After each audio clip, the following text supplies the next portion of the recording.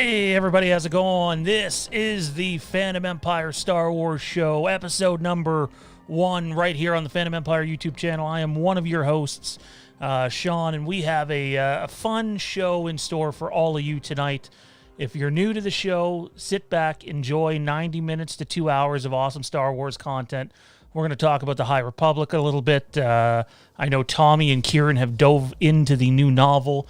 They're not getting into spoilers. They're just going to give their first impression on the novel. We're going to talk about Ahsoka Series details that are starting to come out.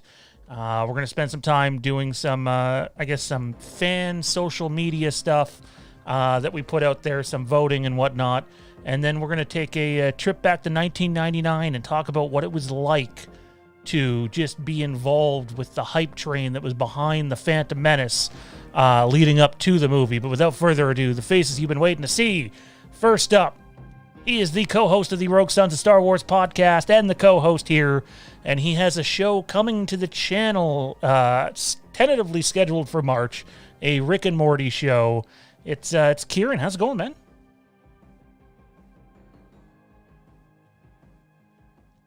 I got nothing from Kieran. He's obviously muted.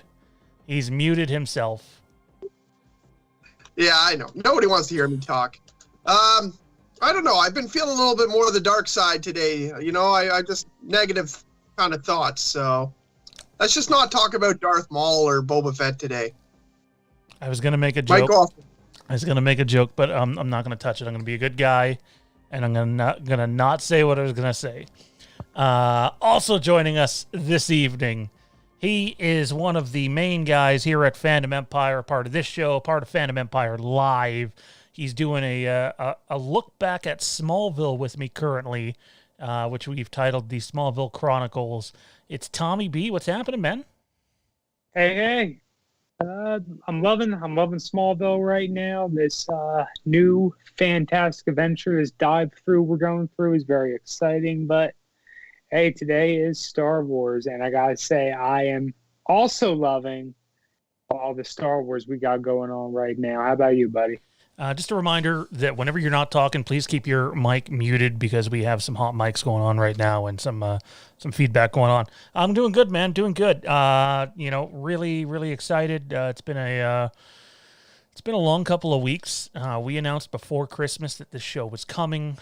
We put an end to the Imperial Remnant broadcast. We also announced that Thaden would be stepping away from full-time duties on the show, but he's going to act as more of an insider as Star Wars news drops. He's going to come on occasionally. But he'll be back tonight as you guys participate in a fatal 4-way trivia match to crown the new Star Wars Wastelands. That's right, a nod to our old show, Star Wars Wastelands Trivia Champion. And in typical Star Wars Wastelands, it's not just the Death Watch tonight. We got a whole trivia platter ready for you. And last but not least, he's the co-host of this show, and you can see him popping around at places and definitely not using his social media. It's Johnny. What's happening, man? What's social media? I thought we were supposed to socially distance. Isn't that what we're supposed to be doing right now? That doesn't apply to social media, does it? Well, I mean, you guys aren't in the same room as me anymore, which sucks, but soon. Hopefully soon. Okay, so I want to touch on this right off the top, and I want Tommy and Kieran to be extremely careful with their words. Before we dive into any of our segments, you guys are going to each have a chance to go over this. First impressions on what is an extremely hyped novel series, which is actually going to bleed over into the television side of things with The Acolyte in a few years. First impressions on the High Republic, Light of the Jedi. Let's start with Kieran. No spoilers, please. All right. So without spoilers, I really like Light of the Jedi so far. I have only touched a little bit on the young adult novel, which I read a couple pages of earlier, but I have read about 70, 80 pages of Light of the Jedi, and it is very exciting from the very get-go. It throws you right in there. It's got a little bit of a mystery element, and it's got the Jedi depicted in a way that I think will make a lot of people who like the Jedi happy. Like, I particularly think that it's going to be a really cool ride. It introduces a lot of characters. And there's a yet to be determined problem that is pretty fascinating in it. And honestly, the writing is really good. I can say that it seems like it drags on just a tiny bit. Like I wouldn't say it's a book that drags on or anything, but just a tiny bit in places.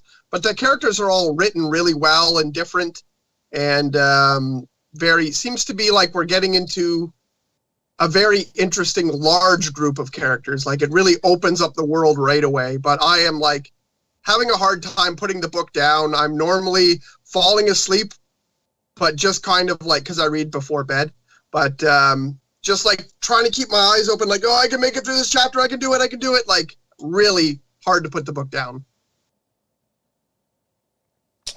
So the one thing I've heard from a lot of people is it's a bit of a, so obviously I've read the first chapter in the preview that came out September or something, and was blown away by, like, I won't say what, but what happens at the end of the first chapter. Even I didn't know any of the, anybody that's in the book, obviously.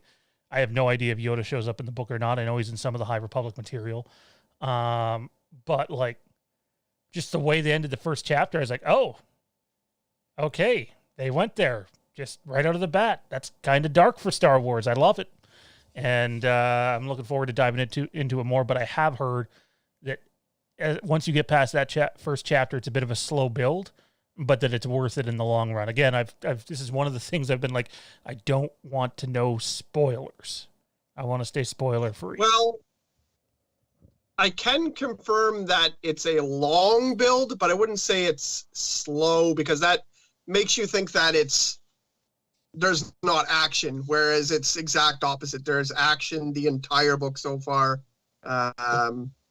It never stops. Like the action hasn't stopped yet, and I think I'm in like 8 chapters or something. So it's definitely setting up a very large problem that they're going to have to deal with, though. Like it's definitely setting up the whole series. The only thing I will say, and this really doesn't spoil anything because I'm not going to provide any context, is I did have spoiled for me on a non-Star Wars video. I'll say shards. I had that spoiled for me, and I was just like, this isn't even a Star Wars video. How did you get to this topic? And I was kind of pissed about it, so I don't want to go spoilers for anyone else. Tommy, spoiler-free thoughts, man. How you liking the High Republic? I know for you to tell me that I need to get to it means it's won you over somehow. I was going to ask Kieran something, but apparently that's going to have to wait. I got to tell you, I don't get all that super excited as much as I am about this book. I think what won me over was right after I finished Heir to the Empire, I saw Mark Thompson's post about narrating the audiobook, and I had a credit sitting in an account of mine, so I went ahead and I snagged it, and you see the Jedi in a totally different way than you've probably used to seeing them. I don't think that's all that spoilery, because basically we were already led to expect that based off all the material that was released prior. I am about 5.5, I don't know, of 13 and a half hours of the audiobook. And of all the audiobooks I've listened to, all the Star Wars projects, I gotta tell you, they haven't hooked me in the same way this one has. I'm loving it, and actually, I'm just going to message you, Kieran. Okay. So yeah, when you're messaging Kieran, I'm having some problems here. Just the one thing I want to point out to our chat again. The numbers on this show are not going to be the same as the numbers on our normal Fandom Empire content, but we're really putting a focus on trying to drive up our Star Wars content to match our horror and Halloween content. Reminder that if you send in questions, we're going to have a specific spot in the show right before trivia where we will answer as many of the questions in the chat as we can depending on how much time we have. Today's a pretty loaded show. If you want to be guaranteed to have your question answered at any point, send in a super chat. It helps the channel. It will help get the future projects we announced yesterday off the ground and going. These things cost money and take time. And so you can support the channel on that level. And if you can't, we understand times are tough. We'll get to as many of the questions as we can a little later on. Tommy and Kieran, do you have your little thing sorted out here? Yes, no, maybe I'm not sure what he's sending me, but I had some problems with my screen here, and then I also had don't problems worry with about it. It can wait for another time. Yeah, that's okay.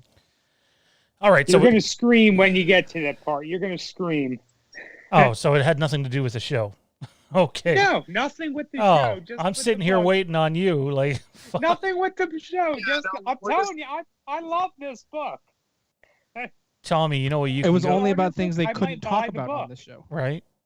Tommy, you know what you can go do, right? I think you just didn't want to blurt it out, so we had to tell someone. I think I'm going to do that. I'm just having a look here. Okay, so without further ado, let's get to our first official segment of the night, and that is the Republic Newsnet.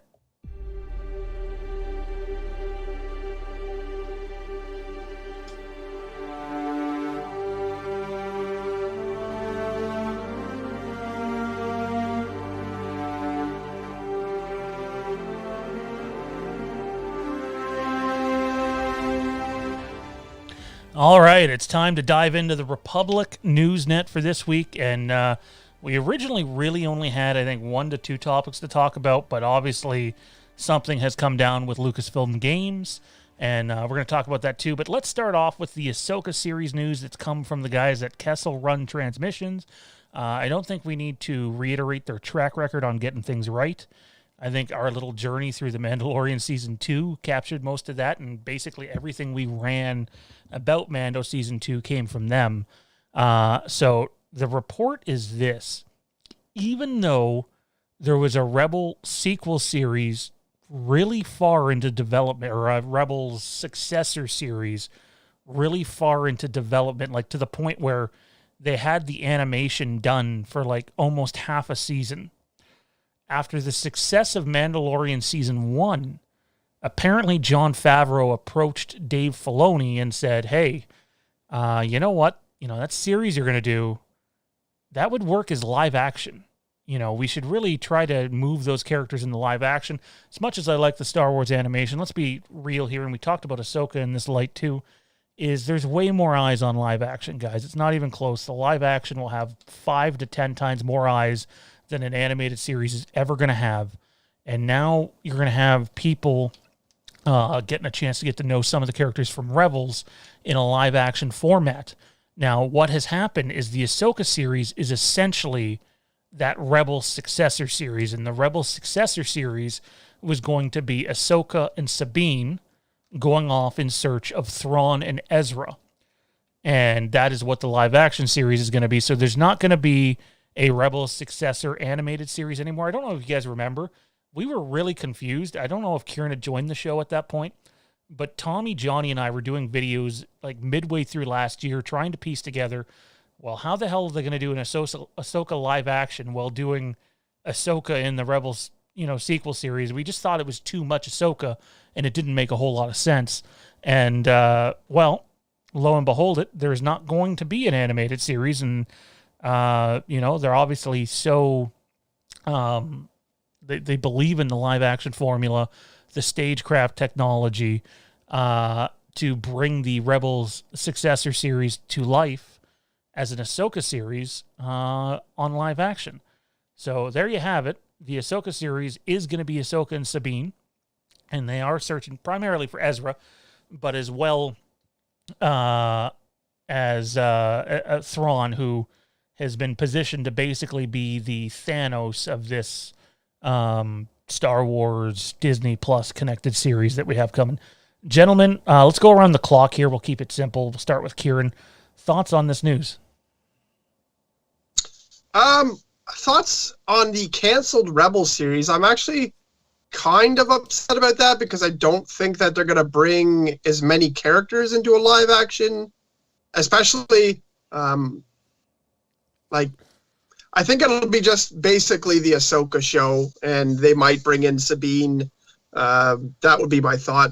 However, I do see that they have brought in like a lot of fans with live action, and it was definitely a test when they brought out The Mandalorian to see what they could do with live action, and would it make much sense to pump this much into a live action show and see how much comes out of it? And it really set the world on fire, not just the Star Wars world, but you can see Baby Yoda or pretty soon to be Grogu merchandise everywhere, at every store, in every corner. And I think you got to play with the hot hand, right? Like if this is something that's going to keep going and they could sell off like to people who don't know who Ahsoka is, say like, oh, it's a spinoff of episode 7. And then people are like, oh yeah, I like that Mandalorian show. I think I'll check out the Ahsoka show. Like you might as well keep going with it because you have put out a lot of cartoons out there and you've probably hit most of the audience you're going to hit with that, because I don't think unless they put Grogu in the Rebels cartoon show, I can't see. There's some adults who just don't want to watch cartoons. They're just going to say like, no, that's a cartoon show. That part's not for me.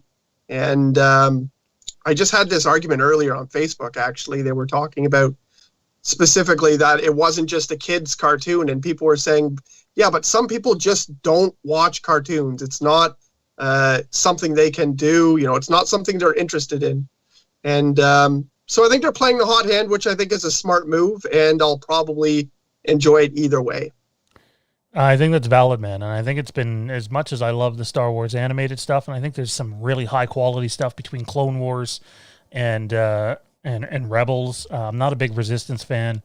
I just think there are more eyeballs, like you were saying, on live action stuff. Not to mention, Lucasfilm and Disney just made a major investment into building bigger and more stagecraft sets all across the world. Basically, this is the way of filmmaking. Thor right now, Thor: Love and Thunder, is not filming on a normal set. They're using the stagecraft technology for a massive blockbuster motion picture film, and it's just proof that this is sort of where the future is going. And it really makes me wish that this technology would have been invented 10 years before, because I would have liked to see, Attack of the Clones and Revenge of the Sith utilize this technology. I think it would have been even better than what it is. Tommy, how about you, man?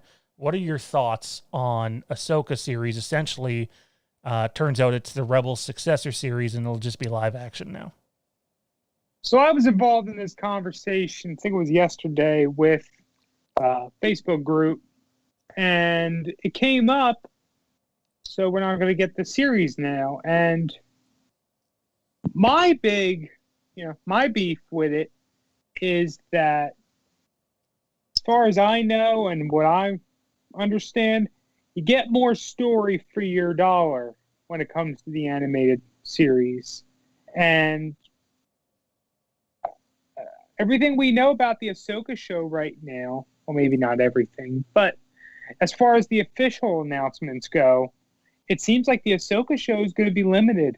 So what does that mean? We're going to get like 8 episodes, and that's going to take the place of the whole sequel series we could have gotten? As far as I know, the Ahsoka show was intended to be limited, and it's going to depend on how it does if it goes any further. So I'm sure there are more. That's a problem. It is. I mean, look, Clone Wars lasted 7 seasons, kind of. Rebels, 4. Both of them were pretty damn great. They're celebrated, not by all the fan base, because a lot of people hate stuff, but they're generally loved. So it's disappointing to me. At the same time, I totally understand that The Mandalorian has its own reach. It's brought people to the fandom in a unique way that was never done before, and I can respect that. It's just that I'm just concerned that there's going to be so much untold because, well, it costs. I understand that, but I wouldn't, first of all, I wouldn't say that Ahsoka is going to be 8 episodes, because that's nowhere. Whatever groups are throwing that about are, I'm just going to be blunt, are full of shit, and they have no idea what they're talking about. That information is not out there yet. They're too early. Like, literally, they just had said yesterday that Filoni's still in the process of taking those scripts that were for the Rebel successor series, which, by the way, was not going to be your standard 22, 24 episode series. It was going to be 12 episodes. I think the days of even future because there'll be more Star Wars animation, I don't think any of them are going to be 20 plus episodes anymore. I think this is just the way Hollywood's going, cost-cutting measures. I think you're going to see a lot less than that. I mean, look what Supernatural did in their last couple of seasons. They went from 23 episodes down to 20. You see other TV series taking away a few episodes, and I think that's just what they're going to do here. We know that the Book of Boba Fett is 6 episodes, and I would expect Ahsoka to be 10 episodes. But I don't, again, we don't have that information. It's not concrete. And Ahsoka's story ties into the bigger overall, I guess, Filoni-verse that's being built right now out there and the formula that they're taking. So I think you're going to see their story and all these characters are going to come together. But what was it? When did it come out? Oh, sorry. This was the other piece of information that came out. They have plans for the Mandalorian / Filoni-verse all the way through the end of 2026 already. Again, it's going to depend on results and money and, who's tuning in. But to me, it makes sense. I mean, would I have loved to see both because I liked Rebels and I like Ahsoka? Yeah, I think that you could have approached it from sort of that way. But I also think they've sort of decided that they're going to use Ezra as this plot device that's sort of missing and needs to be found, and that Thrawn is their Thanos. That's been basically everywhere. And they're not just going to be like, oh, by the way, here's Thrawn. You're going to get him in 5 episodes. I think Thrawn's going to be a really slow build too. And by the way, Robert Downey Jr. is not Thrawn, but Robert Downey Jr. has expressed interest in being in the Star Wars franchise, which makes sense. So if I were them, I'd cast him as a completely new character so you can sell that new character. And then Robert Downey Jr. also has his own fans, much like with Grogu and Baby Yoda. You're bringing more eyeballs onto the franchise. He's not Thrawn. That's already been confirmed. In fact, Thrawn's already been casted. So who's playing him? My guess is Lars Mikkelsen, but we'll have to wait and see. Johnny, we've taken a bit to get to you, man. What are your thoughts on this? And does it not just make sense from a logistical standpoint? No, it absolutely does from a logistical standpoint. I mean, I'm not at all surprised that this is the direction they've taken. And, Tom, you made a point about length and how they can keep going. But I don't think that's an issue because let's be completely frank here, that even if this Ahsoka series did only turn out to be, let's say, 6 to 9 episodes on the high end, and that's it, it's a one and done. If they don't feel the story is complete, they can still pick that up in animation and keep going and continue telling the story and not necessarily lose much. I mean, you guys are right saying that, there's a group of, adult.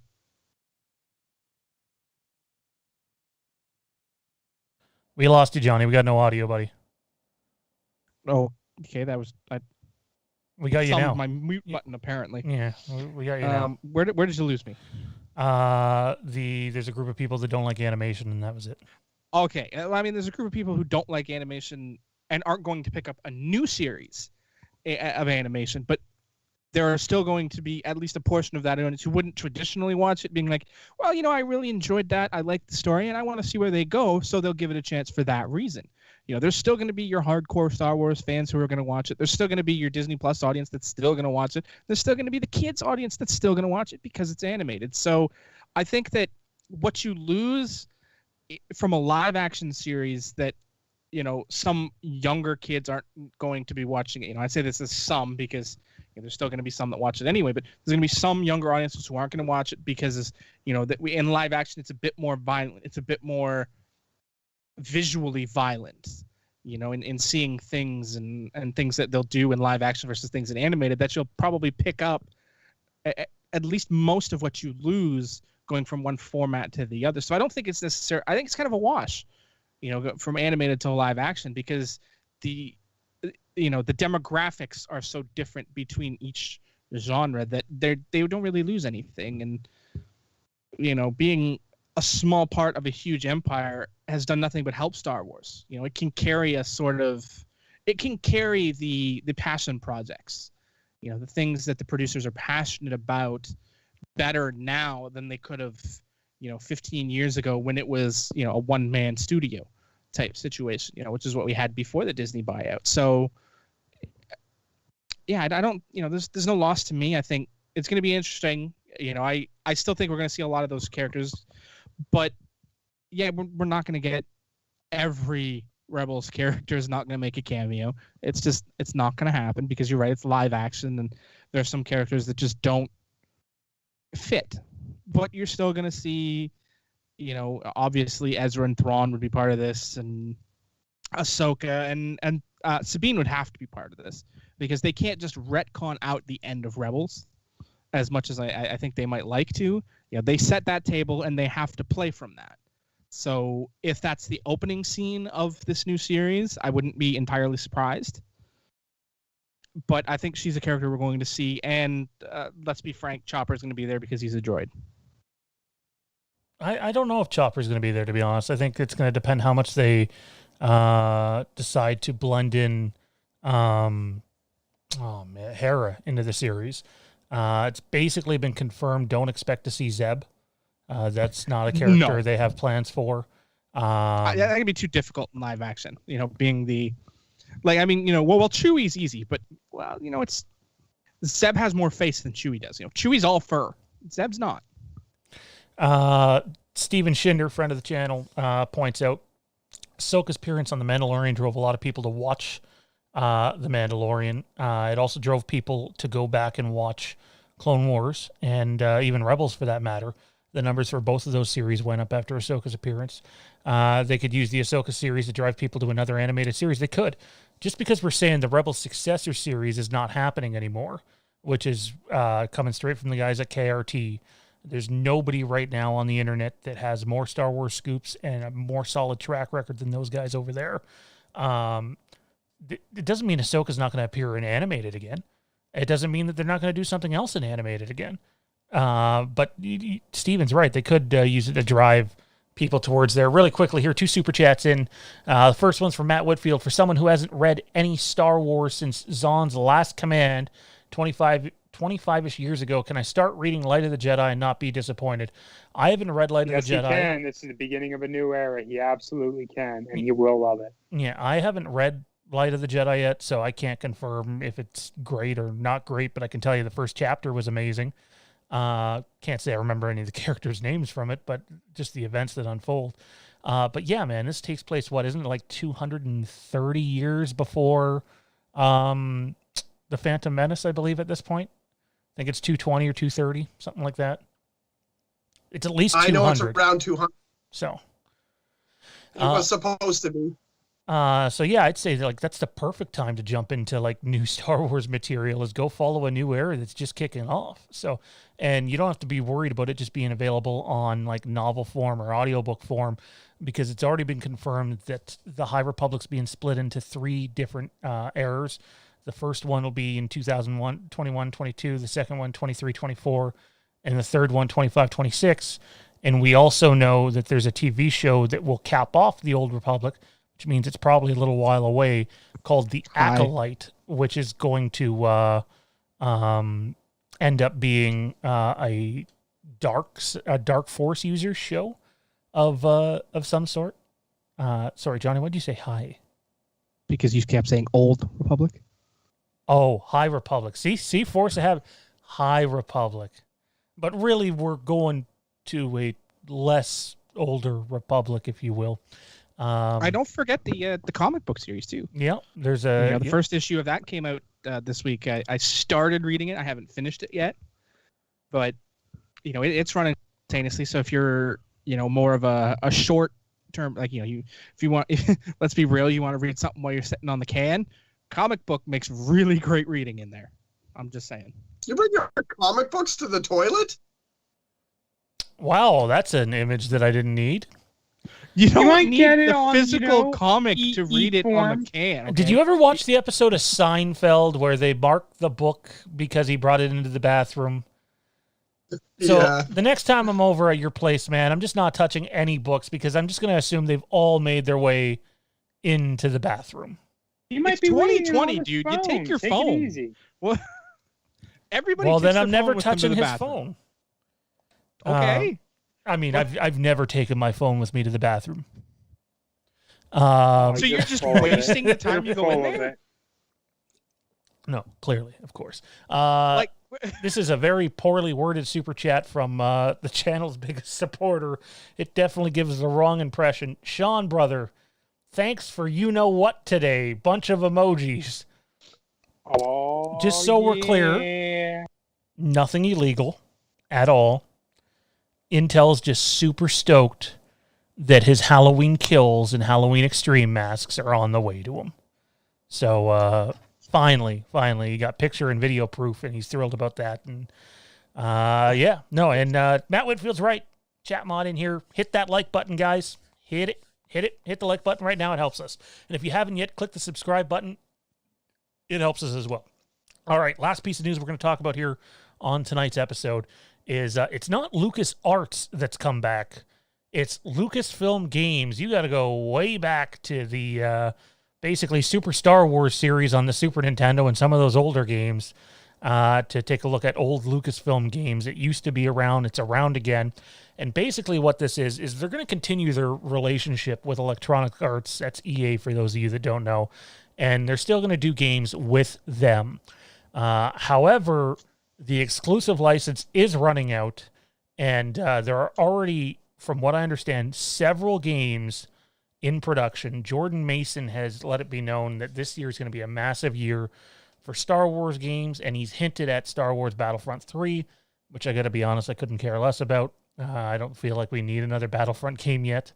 What else did he say? Jedi Fallen Order 2, which is also with EA. Now we have the Indiana Jones game that's been announced, but he did hint at there's more coming with There's more coming with the Old Republic, another expansion to celebrate the 10-year anniversary, but that Knights of the Old Republic may in fact finally be in play again, which has been rumored for a few years, and my guess is it won't be a remake, but rather a retelling that fits it all into the new canon. So now that Revan was made canon in The Rise of Skywalker. Guys, what are your thoughts on Lucasfilm Games, and are you happy that it clearly seems like they have no intention to lock themselves back up into an exclusive deal and want to go and be able to use several game companies to be able to make their games going forward? I'm going to go reverse clockwise this time. Johnny, how about you, man? I think they finally looked at their production sheet and realized EA has had this license for 8-9 years now. They've had it for a real long time. Almost a decade. And they've put out 3 games. I think it's a little more than 3, but the point is it's not very good. You're right, 4, because Squadrons came out this year. Yeah. But I mean, like, they haven't made their money on this deal. Like, sure, they get their money regardless. So it's EA that's losing money. But there's so much money being left on the table that finally somebody stopped and looked at it and realized, there's thousands of video game studios out there. Why aren't we using more than just one? Like, what are we doing? EA can make their games, but so can this other company, and so can that other company, and all these other companies can make their games. They don't need to just be EA.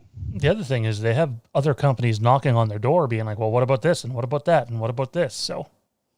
Exactly. I mean, I think it's amazing. I mean, look back at, days gone by, and, Star Wars games were produced by, so many different companies, like I can't think of one company that has multiple hits in their exclusive portfolio. I mean, yes, BioWare, but at the end of the day, that ended up being 3 different studios actually doing the production. So two, but yeah. The other thing to point out here, though, in the same amount of time that EA has had the exclusive license for, they've done something like 4 or 5 games. In that amount of time, before the exclusive license, there were 18 Star Wars games that came out in that amount of time. And before everyone's like, okay, well, quality over quantity, guess what? Those old games, in most cases, are considered to be way better than a lot of the new games. So for every 2 or 3 mediocre games, there was 1 great game. Yeah. And so the ratio balanced out over that. there were some bad games, make no mistake about it, but there were some really, really good games too. Tommy, Even if you balance that out over the EA relationship, they've had 4 or 5 games come out on their watch. I'd argue that there are 2 that are great, one that's okay, one that's just plain awful. Yeah, I mean, you want to spell those out? I was gonna say that's all subjective, really. I mean, great, The Old Republic, Fallen Order, good, Battlefront 2, just plain awful, the first Battlefront. And then there's Squadrons, which most people don't even consider. I haven't played it, so I can't actually rank it. But to me, that's just an expansion of Battlefront 2, because it's pretty much just the fighter mode from that spun off into its own full title. I will say this. Ian from our Across the Stars Star Wars podcast, he has the VR setup for that. And he said, well, if you play the game without the VR, it's kind of you can tell it's not really a AAA title, but that they took a lot of care with the VR side of things to make it worth it to get the VR. And he raves about how good it is on VR. And I think Kieran has some experience with that too. I know I'm jumping ahead here, but yeah. So Tommy, quick thoughts here, man, on Lucasfilm Games, and if you think this is good for them, or are they making the right decision here, or are you not with them? Playing off of what was just said, old school Star Wars, far better, outranks, in my opinion, everything we've gotten. If I want to have a Star Wars game I'm going to enjoy, yeah, I can go and play Jedi Fallen Order. I haven't touched Battlefront 2 for a very long time. I think I tried to trade it in, but I don't think GameStop wanted it. Honestly, Jedi Knight Academy comes to mind as a favorite. Public Commando comes to mind. Empire at War, Forces of Corruption. There are just so many different titles from the old school vault, whatever you want to have it. It's all sitting in my Steam library that I can tap into to get a good game out of. Can I say the same thing for Star Wars for the past decade or so? Absolutely not. There were even titles that were in the making. We've talked about them in the past, and they gutted them, and we went with the EA deal, and little good ever came of that. So I'm really hoping what we might be seeing is, and nothing's going to happen overnight, is like a resurrection of the quote-unquote golden age of Star Wars gaming. One can hope, right?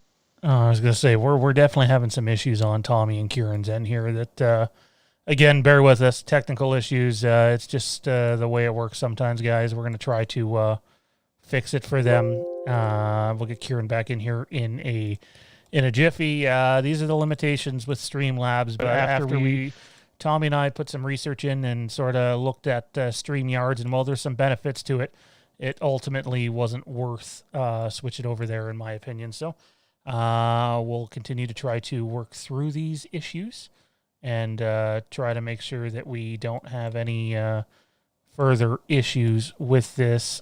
Kieran, I think we're good, man. What are your thoughts on this new arrangement with Lucasfilm Games? You're muted, buddy. I mean, I'm not a gamer, so it's not... I mean, it doesn't really affect me in a lot of ways. I did play Squadrons. I like Squadrons, but I still haven't made enough time for it. It is way better in the VR, but I don't have VR myself. I just steal Thaden's. But you know what? I guess I'm happy about it because there's more of a chance that something's going to hook me in if there's more games to be excited about. So, I mean, when it comes down to the studios and things like that, that's probably something Thaden would be great to go ahead and answer this question. But for me, it doesn't really matter. I can't even make time for the games that I want to play a lot of the time. So I'm with you on that one. I totally agree. Like, I've basically been watching what happens throughout Knights of the Fallen Empire, Knights of the Eternal Throne, because I don't have time. It's just crazy. So, all right. So there you have it, guys. Lucasfilm Games. It's back. Those that have wanted the exclusive license gone for some time, I think a lot of them wanted just EA to be gone outright, but that's not going to happen. They're still going to use EA for different titles, such as Battlefront. In fact, I wouldn't rule out EA on Knights of the Old Republic, and obviously with BioWare, and BioWare is obviously in charge of the Old Republic, which sounds like it's going to get one last final big expansion later this year to be unveiled in the coming month or two. That said, ladies and gentlemen, it's time to move on from the Newsnet to the Galactic Battlegrounds.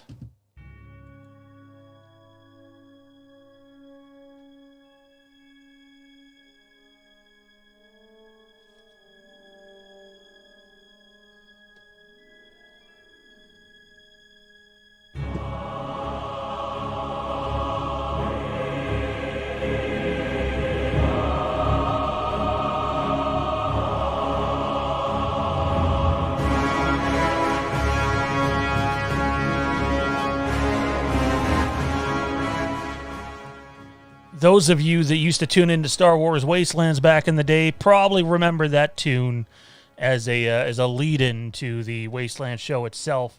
This is the Fandom Empire Star Wars show Galactic Battlegrounds, where we hand the show over to you, the fans.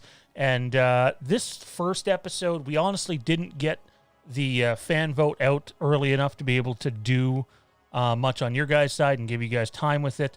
I've tallied up some of them, have an idea what the favorite is. Going forward, you guys will have almost a full week to vote on stuff before we dive headfirst into the Galactic Battlegrounds. And guys, this week we have 2 questions. So the way the Galactic Battlegrounds works is we'll take a fantasy matchup. What would this character beat that character? And then we'll do this one's inspired from the IPC guys. We'll do where we give 3 options and you can only keep one. And the 2 that you don't keep no longer exist. And then every other week we'll mix in a top 5 or so, depending on how heavy the show is. And being that tonight's show is pretty jam-packed, there will be no top 5 tonight. Wouldn't that be something? I just spring a top 5 on you guys. It's like, you got 60 seconds. Pull it together. Yeah, because it'd be the first time you've ever done it. What can I say? I'm a lovely individual. First up, guys, it's the fantasy matchup for this week.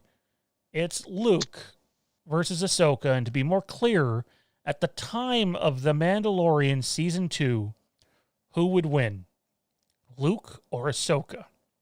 I can tell you the overwhelming majority of fans voted towards Luke. Let's go around our table and see what everybody says. Tommy, who do you think wins this fight, man? And why? It's a challenging one, but I would go with Luke. And the why? Well, because rightfully so, he did defeat Darth Vader. Granted, this was, there was a good bit of time between these battles, but when Ahsoka squared up with Vader, couldn't beat him.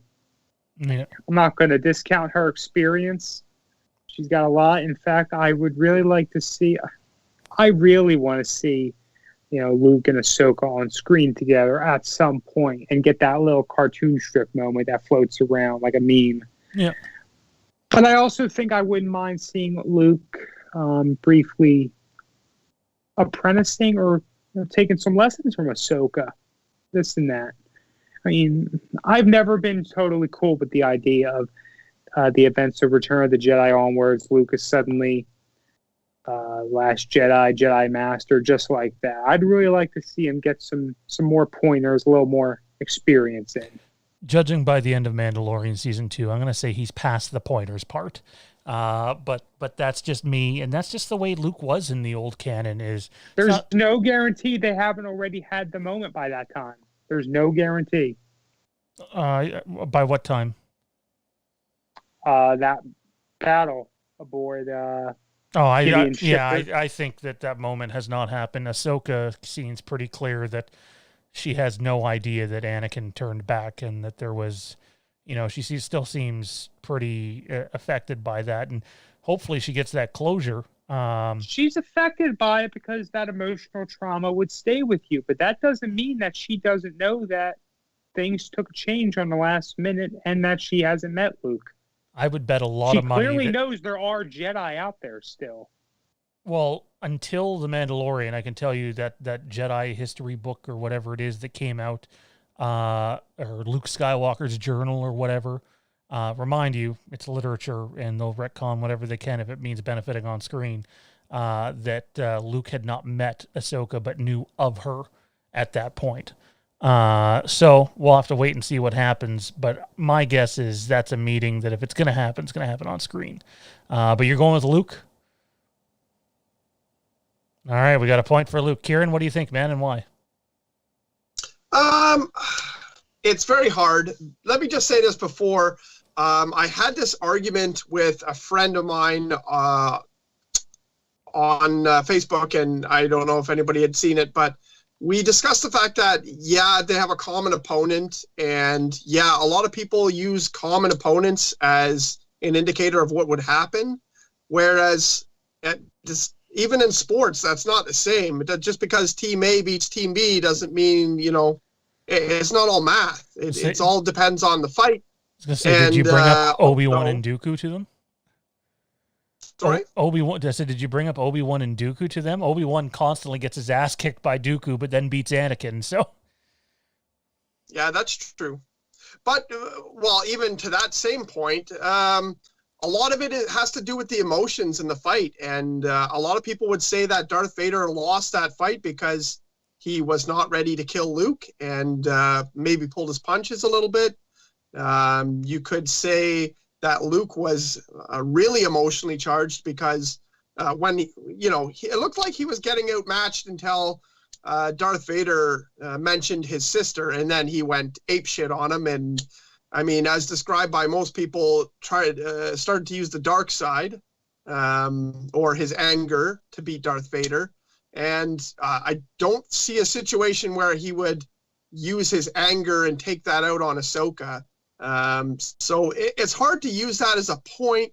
But when I think of it, my answer is Luke. But it's because Luke is, in my estimation, way more powerful in the Force than Ahsoka. And I feel like Ahsoka is somewhat depowered by the time that she gets to Mandalorian Season 2. Because I feel like she is less interpreting the Force and more running around as a vigilante in my estimation. She's obviously somewhat rejected the Jedi Order, which is not to say that you cannot be a powerful Force user, but I feel like she stopped studying the Force at that point and is more just carrying out what she thinks is right. And I don't think she ever got as powerful as Luke would be at that point.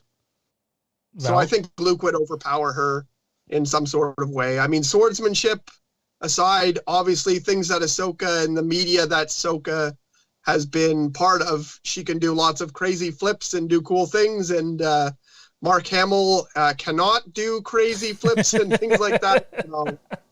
I mean, you can always put the styles together and try to, but it's not really fair, seeing as Luke has never appeared in any of the animated shows, right? No, I think they're all valid points, really, really valid points. So that's 2 points for Luke. Johnny, what do you got, man? Wow. I'm torn on this one because there's so many unknowns because of the time period we're placing this battle in. To this point, the last time we've seen the last time we've seen Luke engage in combat or engage in the Force to this point would be either Return of the Jedi or perhaps, I don't know the time frame, so it could be around then, where he's training Leia. In fact, I think there's one that's probably a little further than that. Actually, I'm not sure. It would be when he's training Leia or Battlefront 2. Yeah, okay. Yeah. Comic books as well. Battlefront 2 actually makes perfect sense because that's right around the same time period-ish for Operation Cinder. So yeah, that actually makes sense. But either way, we don't generally have a full grasp of Luke's ability at this time period. We can presumptivize based on things we've seen and trying to line up the timeline of events we don't have specific time frames for. So it's tough. I mean, yes, Luke is 100% more power, has more raw power than Ahsoka. I think the training, the edge, I think has to go to Ahsoka at this point because she trained under all of the great masters. She has that benefit of training, of learning, combat and the Force. Like, not just the Force. Like, yes, Luke has a much more vast, untapped potential with the Force, but I think raw skills in combat has to go for Snips because of the fact she learned combat. Luke's combat has always been very raw, very untrained. He swings his saber like an amateur. He doesn't have the grace of movement. He doesn't have the knowledge of forms that Ahsoka has. So I think, it comes down to a battle of so many factors. If it's just lightsaber combat, then edge Ahsoka. If it's pure Force, edge Luke. But combine the two, and I have to go against the grain, and I have to say Ahsoka. Well, I can tell you, valid points, by the way. And my points are not going to be nearly as good since Kieran literally stole like 4 of mine. But again, that doesn't really show you who I'm going to vote for various reasons. But friend of the show sends in a message and says, Luke in the canon universe isn't the badass we saw in EU and Legends. Ahsoka is trained. Luke isn't. Luke didn't beat Vader. Vader sacrificed himself. If we are within 5 to 6 years after Jedi, he would have had to gotten training someplace else. We don't really have enough info as of yet, but the info we do have, they would go with Ahsoka. And they said they agree with you, Johnny. I think that Luke's training more than likely probably comes from Yoda and Anakin and Obi-Wan. I imagine he's probably pretty close with those 3 Force ghosts in that time. Obviously, there's limitations to that. But we don't know. And I loved Kieran's point about like the lightsaber skills, because I'd probably give the nod to Ahsoka at that point. I think Ahsoka is probably better hand-to-hand combat. But like pure raw power, it's Luke. Luke has the genes. People are going to hate that I even bring this up. Luke has the M count, aka midichlorians. He is part of the Chosen One's family. I just think at the end of the day, obviously by the time we see Luke in The Mandalorian, he's had something, because we get the Dark Troopers hyped for half the season. And Ahsoka didn't really have too many struggles in her episode. She sort of cleaned up clock, but looked like she used more effort. Luke mowed through like 20-something Dark Troopers in his episode effortlessly. And again, though, but it's the same opponents, or not necessarily the same opponents. You can't go off that. I just think in like raw power, and Luke has now shown on a couple occasions that he uses the dark side, that I'd give the edge to Luke. Maybe not in just a straight saber-to-saber battle, but if Force powers come into it, I'd give the edge to Luke. So I'm going to go with Luke, giving Luke the official vote on this panel anyway, 3-1. Let's keep moving on, though, guys. And this is your almost like strapped on an island vote thingy here. You only get to keep one. The other 2 no longer exist. They get Thanos snapped just like that. We have Knights of the Old Republic, Star Wars Battlefront 2 from 2017, and Jedi Fallen Order. I can tell you right now, the fan vote was heavily in favor of Knights of the Old Republic, to nobody's great surprise. Jedi Fallen Order, though, did get quite a few votes, and Battlefront 2 was definitely the least voted upon among the pages that we had sent that out on. I don't really need to say why. I'm Knights of the Old Republic by a country mile. Give me that game over and over and over again. Johnny? Wow, this is a tough one, because it just, oh man, there's so many ways you can think about this one. I mean, To me, Jedi Fallen Order is kind of a wash right from the start. It's not the best story. It's not the best gameplay. It doesn't have the best replayability. So it's immediately it's written out. There's no vote for that one. But I think you could make a solid case for either of the other two. Coder is amazing, and I love it, and it has a vast amount of replayability. But there's only so much you can do. Whereas Battlefront has that infinite replayability. Each game is different. Each round is different. No matter how many times you play it, every round is going to be different.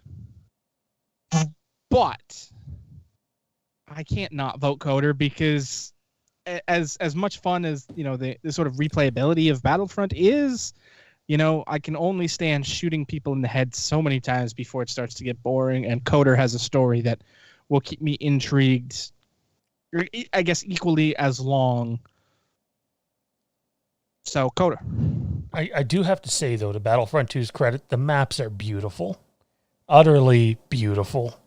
And yet so far away from that PC game I've seen that fans put together, and they've only done the one map.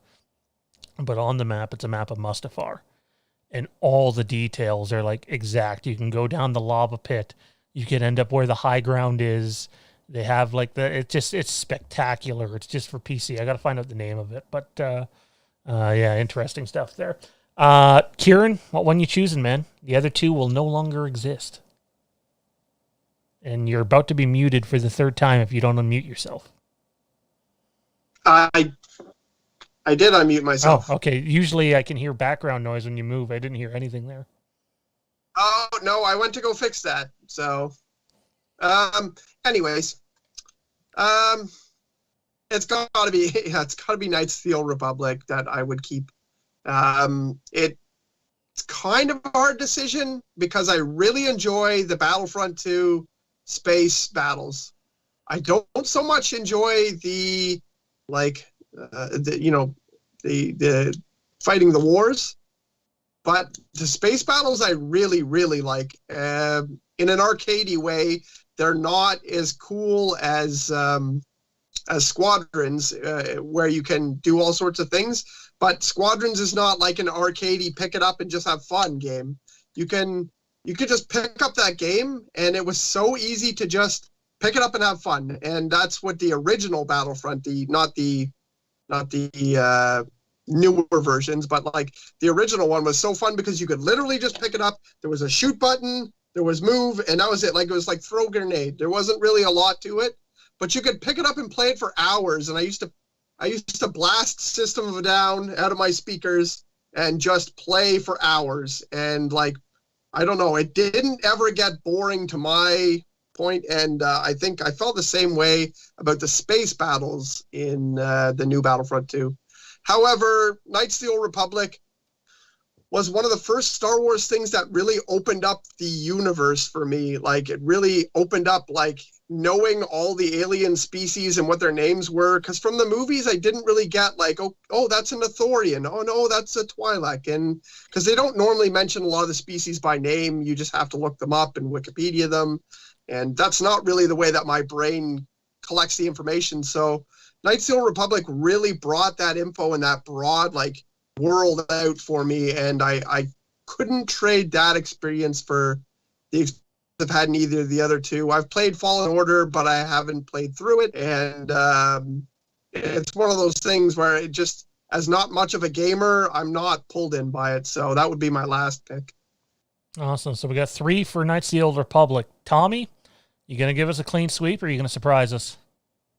No, it's Knights of the Old Republic. I really don't need to justify. We all know the reasons. I feel like you just said say, the line from Talladega Nights where Ricky Bobby's like, if you don't chew Big Red, fuck you. I don't need to give the reason. It's Knights of the Old Republic.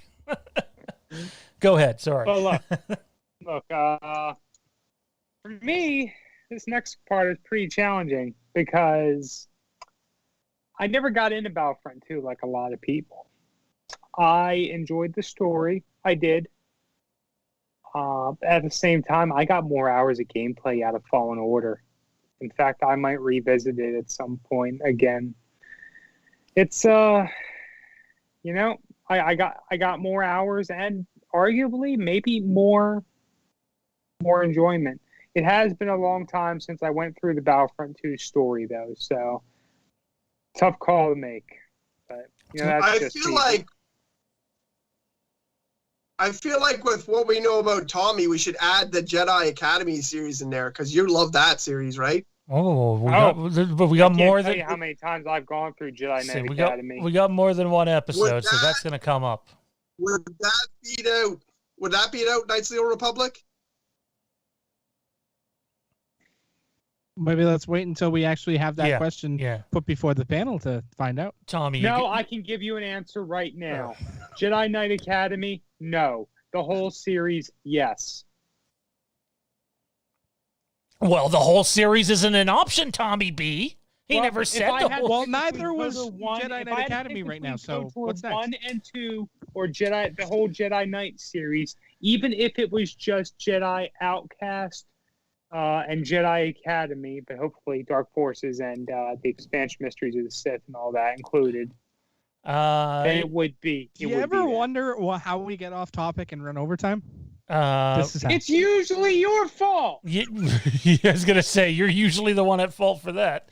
Well, okay, so excuse me, I'm still going to throw these stones from inside my glass house. Let me go on this long, convoluted rant on why Han shot first, okay? And why the prequel sucked. That's it, Han shot first, period. End of sentence. Oh, man. I don't know where the chat went with this, but Steven Schinder's like, to me, it's canon that George eats Hot Pockets well on the can. He said so in a dream, LOL. He's talking about Seinfeld there. And then Jade goes and exposes me. That's a fucking lie. You take your phone to the washroom all the time. I was going to wait until the end of the show to call you on that, but I noticed that too, so I was saving that until later. And then our chat mod, Matt, says reach arounds. Where the hell is this gone? Anyways, ladies and gentlemen, let's move on to the next segment of the show, which, believe it or not... They say your show chats are a microcosm of the content of the show. Just saying. Let's move on to the council. And, the council.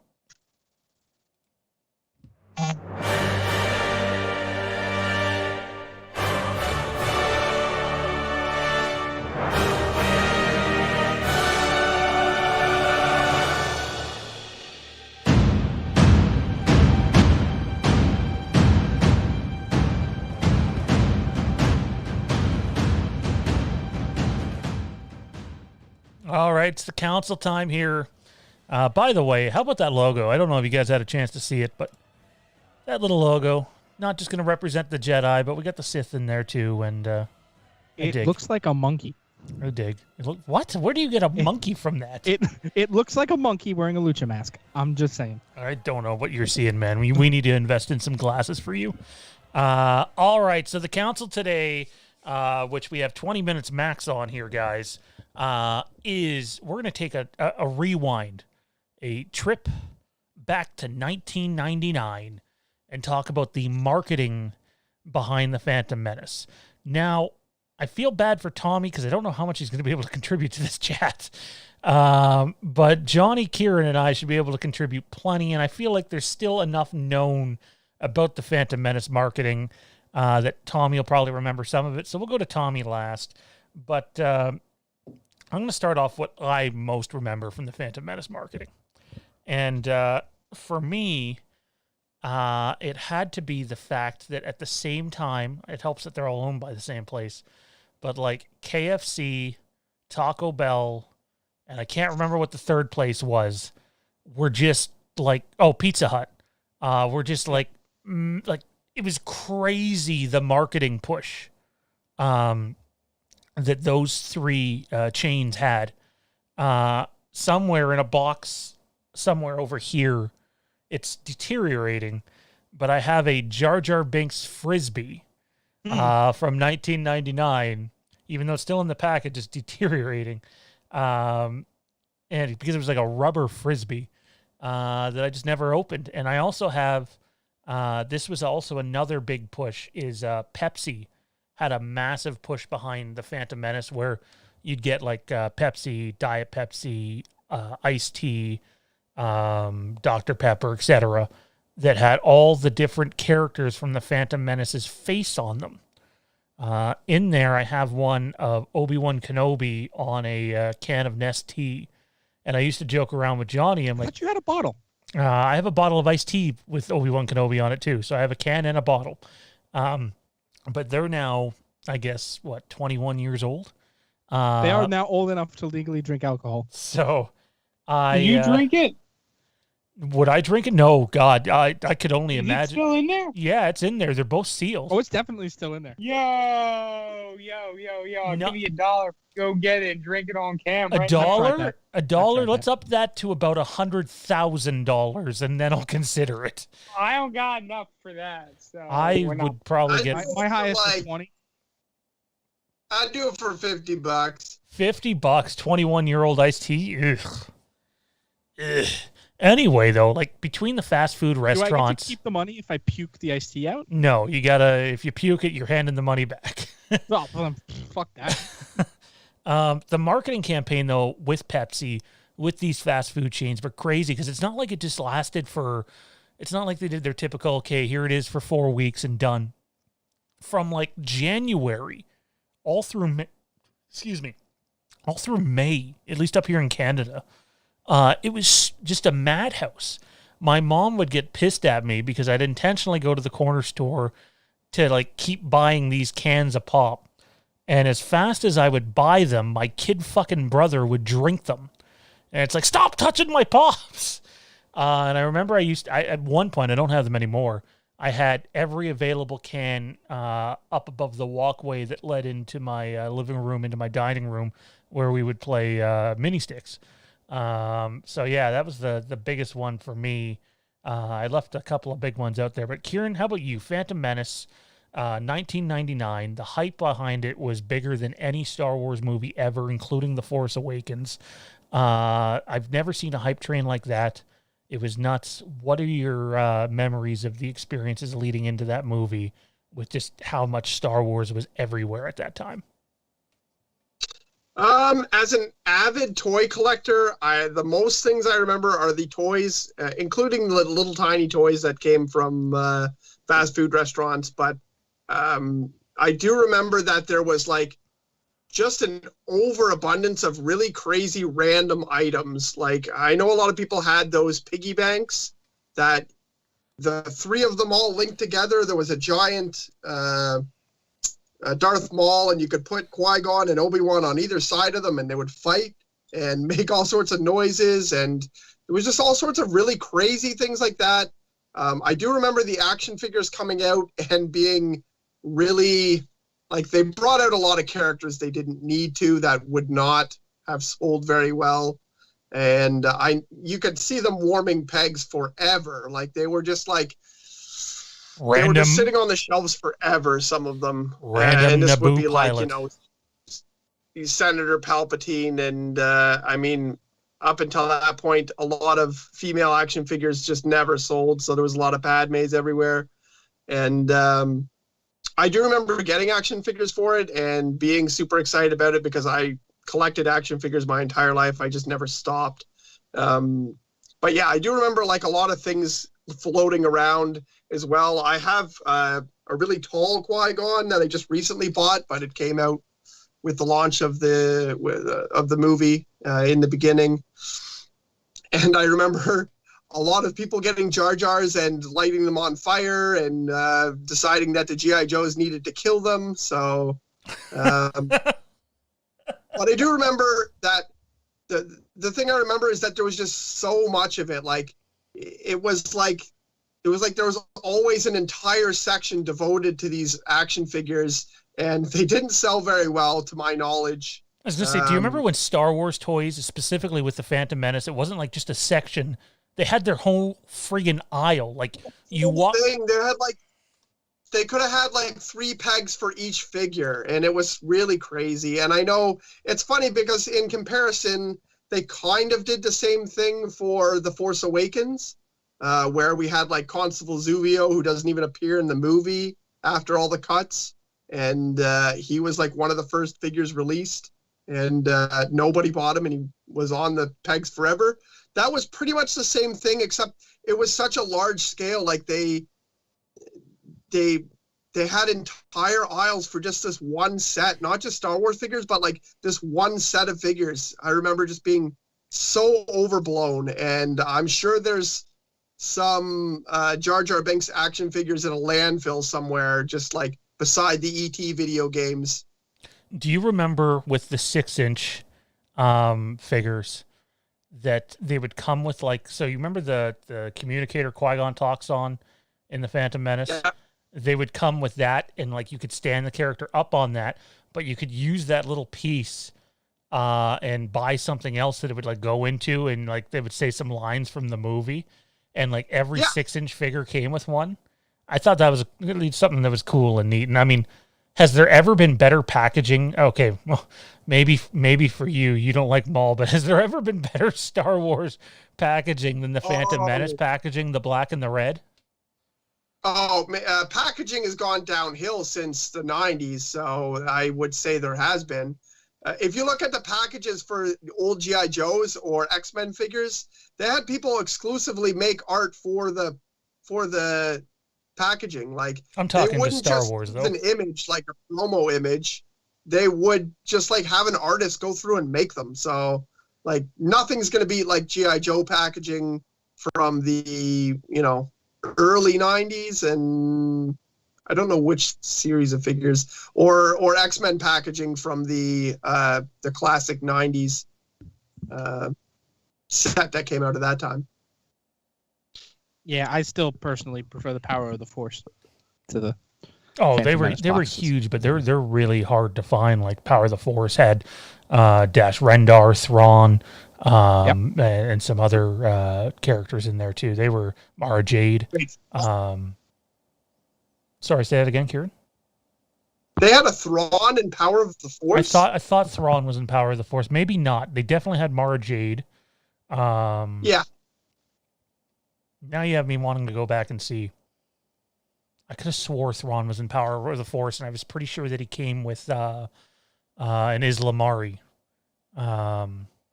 Which, by the way, speaking Indeed. There is a Thrawn Power of the Force. And does he come with an Islamari? Little I force don't canceling see one animal? in the. Actually, yes, there is an Islamari wrapped around his neck inside the My box. memory works sometimes. It's rare, but the odd time it does. Like this, they were getting back to the Phantom. Oh, sorry, on Thrawn preview for next week. The four of us are going to be recapping Heir to the Empire, the 20th anniversary edition, audiobook done by Mark Thompson. We'll be talking about that next week during the council. The council will be longer, obviously, because that's like a 15-hour audiobook, and 20 minutes is not going to be enough to go over that audiobook. So we might even break it into two parts. So we might do one next week and one the following week, but we'll be doing that. At the end of the day, the Phantom Menace was just everywhere. It was so big. I love the poster artwork for it. I'm staring at it on the wall over there.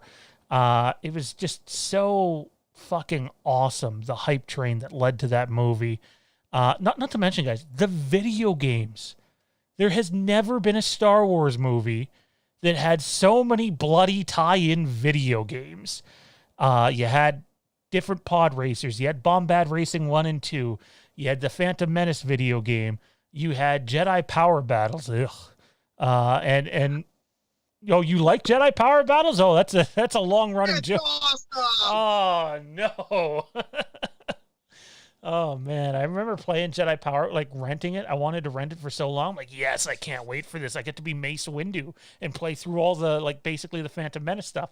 And as I was playing through it, I'm like, no, I much prefer the Phantom Menace game over this. So. I just think that you weren't good enough to beat it. Oh, no, you're absolutely right. Absolutely right. Guilty as charged. I don't know if skill had anything to do with it so much as playing it for 20 minutes and saying, this fucking sucks, and walking away. I don't know if that necessarily has anything to do with skill. Was Episode 1 Racer one of the games they re-released over the past couple years? Yep. Yes, it is. It is. So I can go get Episode 1 Racer for my Switch? Yes, you can. I think it's like $12 or something like that. Yeah, it was PS4 and Switch, right? I might be doing that. I don't know if it's PS4 or not. I think it was. I'll tell you, I I don't remember what year it was exactly, so it might have been a couple years off. But I did get an N64 for one Christmas, and Episode 1 Racer was a game I got with it. You hated it. I remember you rented it, or you either rented it or owned it. I love that game. That and Rogue Squadron 3D. I only remember that because that was the game that was being played Yeah, during the bunk bed incident. So, it was, yeah, I don't know. I was never into the pod racing game, and I'm a NASCAR guy, so like I figured I would have liked that, and even a Formula One guy, and I don't know, I just couldn't get into it. But from what I understand, is the remastered version on Switch and I guess PS4 is pretty highly regarded. They say they did a really good job with it. So, what would you guys say is your favorite part? What was your absolute most favorite part of the Phantom Menace marketing? I'm going to go to you first, Kieran. Oh, yeah, go to me first, eh? All right, I'll go first, and then you can follow up, and then Johnny. For me, honestly, it was the toys. And for the exact reason you didn't like is because there was so many different options of Phantom. Like, I didn't care to get random Naboo pilot guy, obviously. He did not need a fucking toy, but he had them, and he was always sitting there on the shelf. But I liked that you could get all the primary and supporting characters, and you can't do that now with the new movies. You got to wait three lines or 4 lines to be able to get the character. Like, there's still not, I mean, hey, I'm going to say it. I would love a Black Series, The Last Jedi Luke from the end of the movie. I would fucking... If I don't even know if there's a hot toy of that, but I would pay loads for that because Luke looks fucking spectacular. But it doesn't exist. That never would have happened back then. Like, there was 3 different Obi-Wans, 3 different Qui-Gons, 3 different Darth Mauls. It was just nuts. So for me, the toy line was great, and I had to have like 30 of them, and I know I still have 2 of them because I saw Jensen playing with Obi-Wan and Darth Maul the other day. So I still have a couple of them. Kieran, how about you? Favorite part? Actually, something that was not mentioned. I think my favorite piece that I had from the original, marketing from it was actually Lego Qui-Gon and Darth Maul fight set. I've never been a big Lego guy, right? So I don't remember too many of the Lego back then. It was just a small set. It had, I believe it had the thing that Darth Maul races after them in the first fight. And it might have had a little set piece. And then it had Qui-Gon and Darth Maul. Awesome. Good stuff. Johnny, your favorite part of the marketing leading up to the release? Wow. The life-size cutout stand-ins. You couldn't go anywhere without seeing those things. I love them. I love them so much. I took great joy shadow boxing with many of them at every convenience store I went into where they had them. They were a wealth of imagination.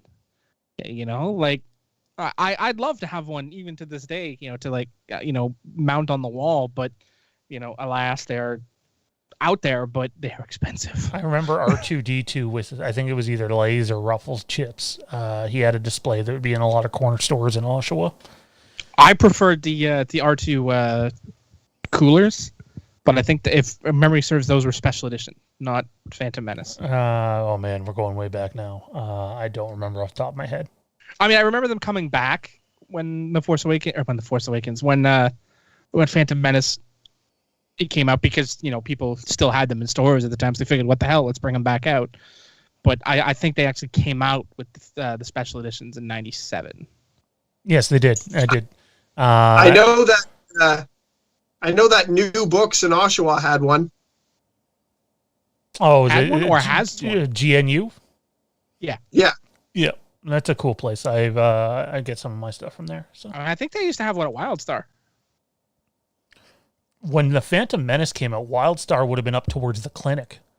So that was I'm referring to like in the post. Oh, okay. I was gonna say in the years later, like when I was actually working there. Yeah. Not when. Understood. Not at the time. So Tommy, I understand this might be brief, man, but do you remember any of this as a child being like everywhere. Yeah. Maybe not the same level of memory I would have, but as we're tracing back, I do remember the various elements. I remember all the promotional materials at the fast food locations and whatnot. I had more than my fair share of figures and all that good stuff. And like a stupid shit kid, I threw it all away, or it got broken or whatever, even though it probably would have paid for college nowadays. And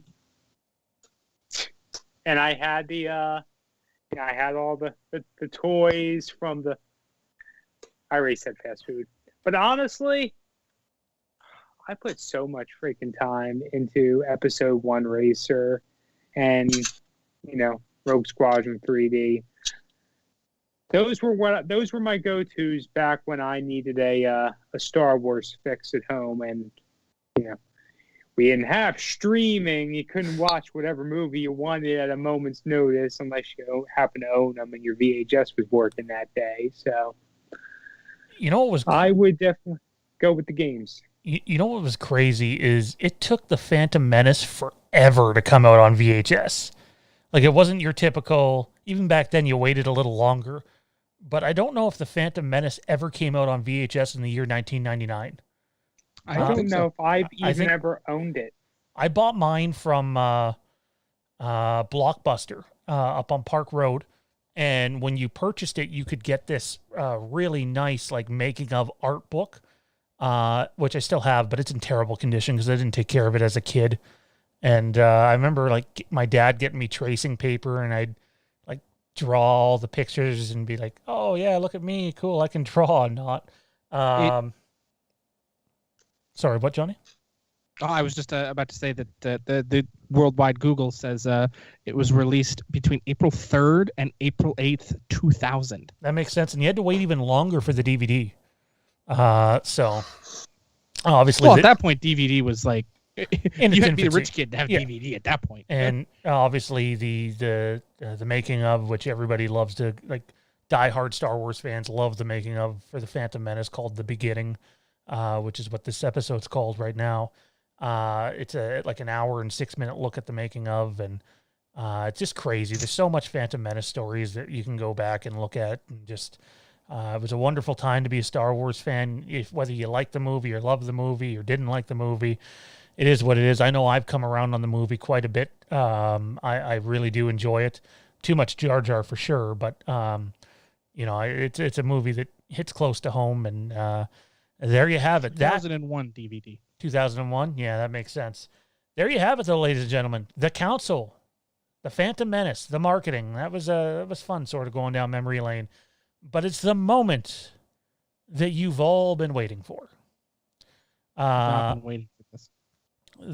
The moment you've all been waiting for. Let's first of all, I just realized we have to get him in here, so hopefully he's on Skype. I don't actually. Yes, he is. All right, so let's get him in here. I'm gonna make myself less important here and just sort of lower that down here. And editing on the go. Apologize, everyone. Oh God, where am I here? So I don't like the pricing scheme of all these old Star Wars games on the Switch. Like, one of them is like $10, and then another one is like $15, and then another one is like $20. Yeah, they're sort of all over the place. I don't know if you watched the show, but it's been Tommy whining about the price for about an hour and a half so far. I watched the last like 20 minutes. I didn't see any of that. Don't you lie. Don't you lie. Look at Tommy that. can't help you now. Tommy can't help you now. Anyways, ladies and gentlemen, that is Thaden. He's co-host of the Rogue Sons of Star Wars podcast. Definitely my favorite of the two hosts over there. The other guy's a bit of a know-it-all, but yeah. I hate Kieran. Hang on, let me get rid of Thaden's echo. Anyways, without further ado, ladies and gentlemen, this is the moment you've been all waiting for. It is the return, a nod to our show from the past. I'm going to make myself even smaller since you got to... There we go. It's a nod from a show to the past. It's even titled after that show. Don't do it. It's time. Or how's that UFC guy say? It's time. You're not Bruce Buffer. Just don't stop. It's time for the Star Wars Wastelands Trivia Showdown. The 4 of these fine competitors square off to see who will be the Star Wars Wastelands Trivia Champion. The champion will take a couple-week break and defend his title against whoever the number 1 contender is at that time. We'll be keeping track of statistics, records, everything. We know Kieran's been lobbying for that one for a while. And obviously, with the return of Star Wars Wastelands Trivia Showdown, it's the return. The return of Johnny's favorite. Don't do it. Star Wars dubstep. Oh, God damn it.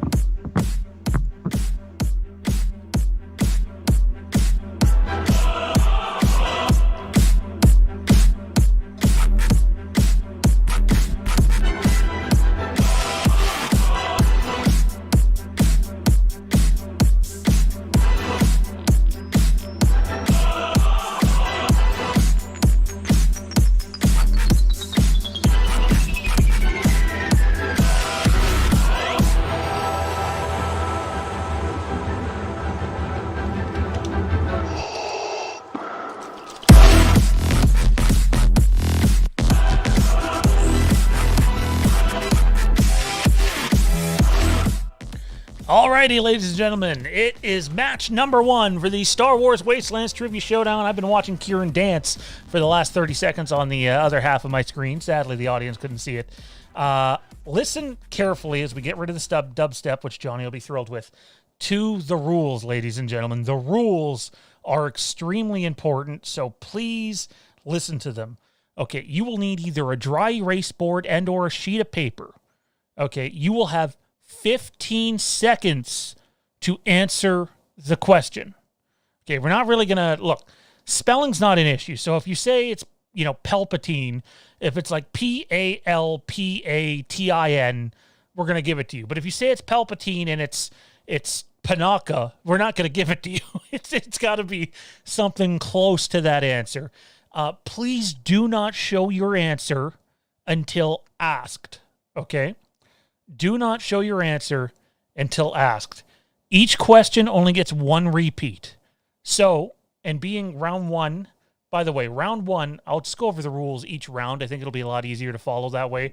So, round 1 in the return of the Star Wars Wastelands Trivia Showdown is our on-screen round, which means all 5 questions are on-screen questions, and multiple choice is not an option in the first round.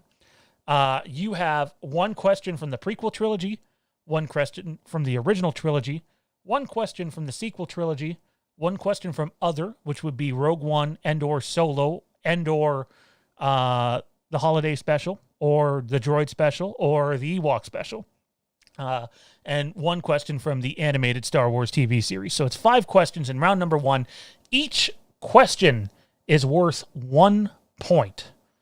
All right. Do the competitors understand how this works? You have 15 seconds to answer. If the question gets repeated, you will only have 10 seconds to show your answer. Are we all set?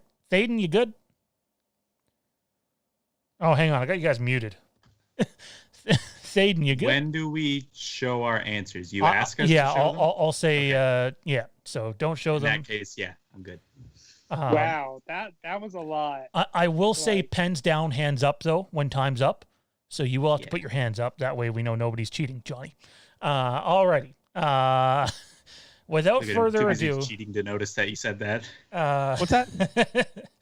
Without further ado, here we go. I'm so confused. I guess I'll just go fuck myself. All right. As usual. You do that. Question number 1 from Johnny's favorite Star Wars trilogy, the prequel trilogy. Here we go. What 3 years did the by the way, no Googling. What 3 years did the prequel movies come out? That is your question. What 3 years did the Phantom Menace, Attack of the Clones, and Revenge of the Sith release theatrically? You have 15 seconds. 10 seconds. 5. Time's up. Hands up, please. I'm confident on 2 of the 3. Hands up. No answer yet. No answer. Okay, well, fine, then we'll do... Kieran's first. Yeah, Kieran, show yours since you already showed it. You weren't supposed to show your answer yet. Dingus. That's a 1999, 2002, 2005. Thaden, what do you have? Can you see that? No. Good. 1999, 2002, 2005. Okay, yeah. That is what it says. Try to write a little darker if you can. Tommy, what do you got? It's a light pen. I'll be back. I'm gonna fix that. 99, 03, 05. Tommy, what do you have? Or sorry, Johnny. It looks like you're still writing, by the way, because of your camera breaking out. But yeah, I can't see anything on your sheet. Yeah, hold on. Yeah. You can't see for this. a second. How about now? Still nothing, Johnny. Oh. Nope. Can he just be eliminated? He might have to be, or he's got to lose the background because this is not working. Yeah, okay. I don't see you at all, man. Oh Jesus, Johnny, what happened? No idea. This is driving me insane. Wait, hold on. Is that actually working? Seconds and Johnny's dead. Yeah, I got it there. 99, 02, 05. Okay. You might have to turn off the background though, because we cannot do that every question. So everybody except for Tommy is correct and gets Whoa. Tommy has it right here. You have 03 there, do you not? Oh, no, sorry. That's a 2. But it looks like a 3. Look at it. It does look like it's a 3. A 2. I'll give you the point. Maybe don't make your commas supersized. Tommy looks pissed already.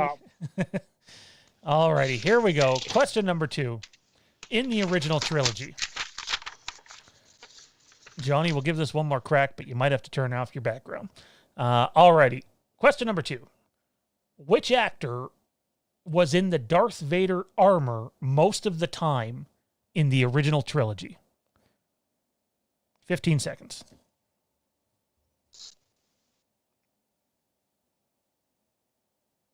10 seconds. 5, 4, 3, 2, 1. Time's up. Hands up, please. Don't show your answer yet. All right, Johnny, let's go to you first. Hopefully this works this time.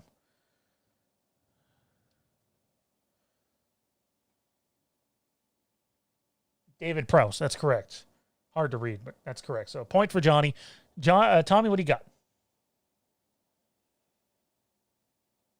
David Prowse. Yeah. Thaden? Does this pen work better? Very much so. And Kieran, you're right. You got it right. David Prowse. David Prowse. Okay, so points all around. Everybody is perfect so far. On to question number 3 from the sequel trilogy. All right. Things start to get a little more difficult here. Matt Whitfield said that was a 3, Tommy. Look, I've had bad handwriting since I was a little kid. If we're going to really push the issue, I'm just going to not do trivia, and that's how we'll end it. That's not how we're going to end it. Question number 3, the sequel trilogy.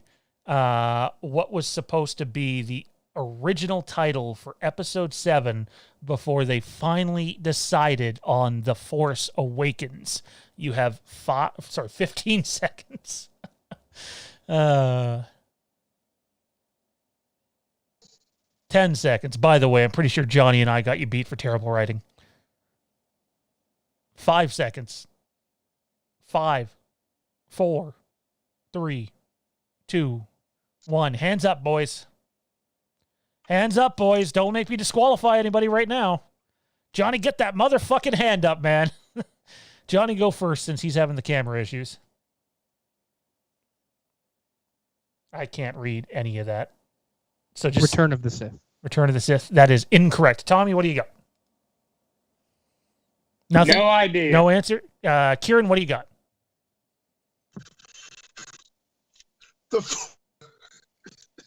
Oh, boy. The Force goes and fucks itself. I'm going to go with no. That's not. And Thaden, what do you got? My pen died partway through writing, but I wrote Finn and Rey's super fun adventure. Do you want to go grab another pen before the next question? I have a No, pencil. damn it, come All right. prepared. Multiple pens. Alrighty, nobody's correct. The correct answer was, in fact, the title of a different Star Wars property. Shadows of the Empire was the going title for The Force Awakens before they finally decided, you know what, maybe that would be confusing. Let's not call it that. But it looked like it was going to be called that, and there you have it. All right. Nobody knew it. Question number 4 from the category of other, and more specifically, Solo. Who directed Solo after the initial firings? Who directed Solo after the initial firings? You got 15 seconds. I feel like this is a trick question somehow. No, it's just a softball. Okay. That doesn't help any. Don't give them any I have hints. no idea. Nope. 5, I am not 4, good directors. 3, 2, 1. Hands up. So Tommy doesn't have it. Johnny, what do you have? You can just say your answer since you're going before everybody else. Ron Howard. That's correct. Thaden. Ron Howard. Yep. Kieran. Ron Howard. So we got 3 there. So we got 3, 3, 3, 2 as the score. And here we are. Final question of round 1 comes from the category of Clone Wars. Here we go. There was a 3-episode... Sorry, what? Clone Wars. Clone I didn't think we were Wars? going to mention that on the show. Clone Wars? Wars. Clone Wars. All right. Wars. There was a 3-episode arc in the Clone Wars that took place during Season 3 that takes a deep dive into the lore of the Force. What is that arc called?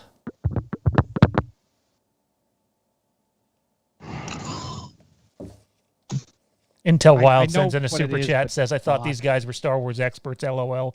Think I could get at least one right. Well, there's only been one missed question so far. That was Tommy. Even he's 2 for 3.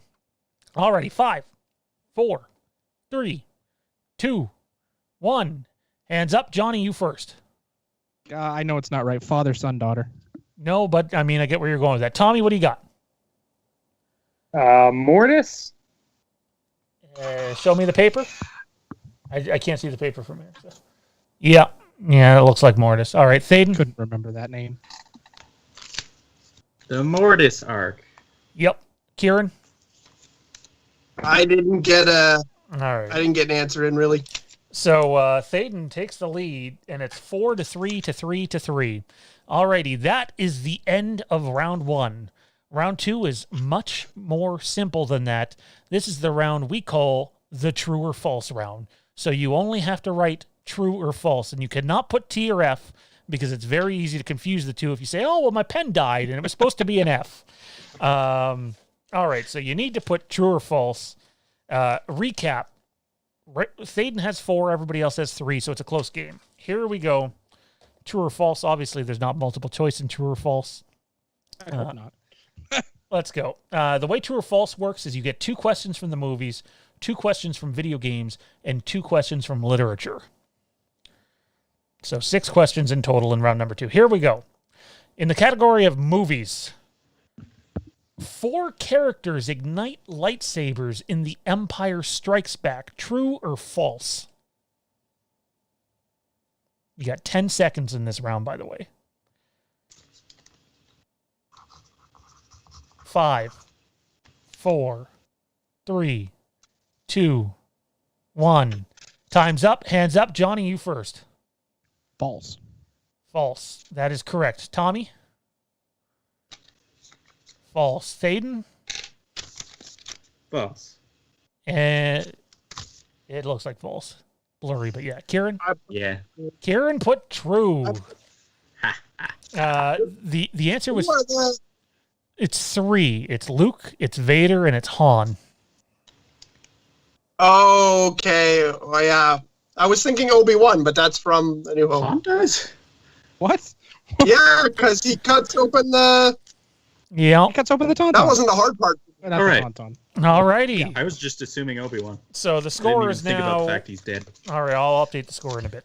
Here we go. Am I the only? I really wish it would have been name the 3 people. Jeez. Question number 2. The droid machine factory in Attack of the Clones was originally not filmed, and they added it in the reshoots. True or false? You got 10 seconds.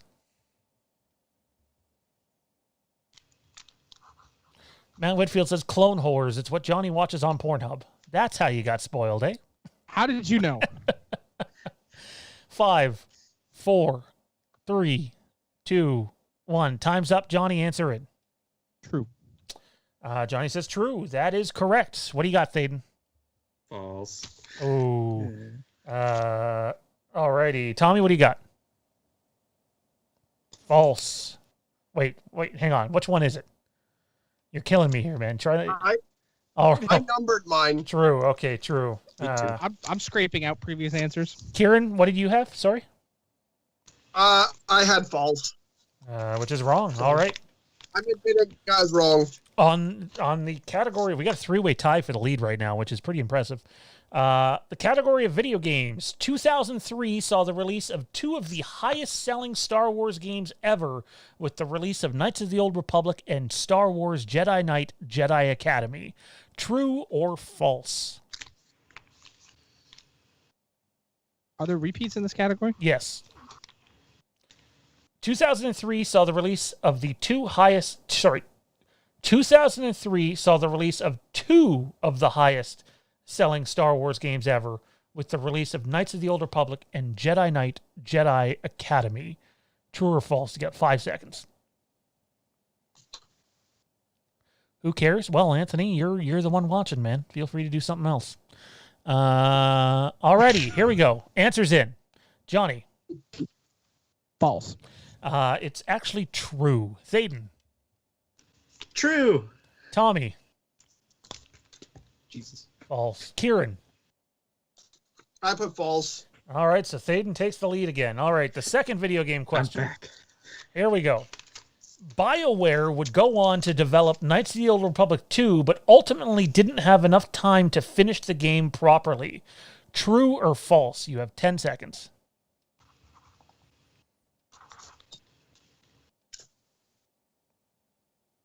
5, 4. I think this one is a 3, double question. 2, 1. Time's up. Johnny, answer. False. That is correct. Tommy B. False. All right, so Johnny with a point. Tommy with a point. Thaden. True. Ooh. Kieran. Yeah, I also put true. Oh, Kieran's struggling. Alrighty, here I we was go. afraid this was going to be some BioWare did in fact produce the game but couldn't complete it, so Obsidian took over and also couldn't complete the game. That's who. I couldn't think of the name, so I was like, no, it must be BioWare. All right, here we go. On to literature. The final 2 questions of the true or false round. Labyrinth of Evil, written by James Luceno, was the follow-up to Revenge of the Sith. True or false? Sorry, I didn't hear the name of that. All right. Labyrinth of Evil. Labyrinth? Labyrinth, whatever. Yes, that's what he's trying to say. Labyrinth of Evil by James I wasn't gonna Luceno say it. was the follow-up to Revenge of the Sith. True or false? Orc. Tomato, tomato. 5, No one. 4, 3, 2, 1. Only people making that joke. Time's up, Johnny. True. It's false. Thaden. Damn it! I put true too. Kieran. I put false. Kieran with a point. And Tommy B.